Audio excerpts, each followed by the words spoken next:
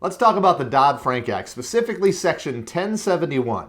We have a proposal to amend Reg B relative to small business lending data collection, specifically to women and minority-owned businesses. Now, maybe you've heard a little bit, maybe you've even studied some on your own. Okay, my guess is at this point, you've probably only gotten a taste of what the requirements are in that proposal. Now, the word proposal, don't let that get you off in the wrong direction. This thing's gonna happen. There's actually a court case that says this is going to happen, and the CFPB is on a timeline. So make sure that your management team understands that it's not a matter of if, it's when we're going to have to start complying. Hi there, this is Jerod Moyer with Bankers Compliance Consulting.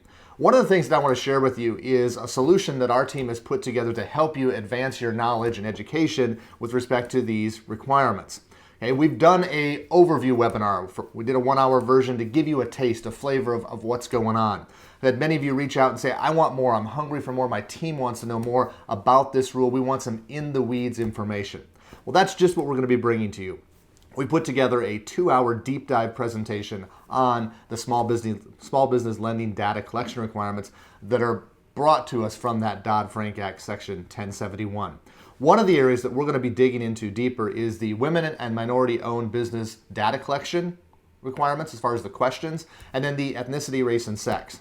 Those questions, some of them are going to seem familiar, like the ethnicity, race, and sex, because we've had to do it in other sections of Reg B, or if you're a HMDA bank, you've had to collect in those areas. But one of the things you're going to find out after you spend just a little bit of time looking at the 1071 rules is that they're a little bit different. For example, you still have to make the request for ethnicity, race, and sex, but you only are required to get ethnicity and race for one principal owner. And that's where you'll have some visual observation requirements. But when it comes to sex, the gender, you have to make the request, but visual observation is strictly prohibited in that area. When it comes to the minority and women-owned status, you have to make the request again. They don't have to give you information, but you're not required to assist them either in answering the questions. Whatever they give you or don't give you by way of the answers to that women and minority-owned business status question, that's what you're going to report. It's things like that that we're going to get further into the weeds on during this program.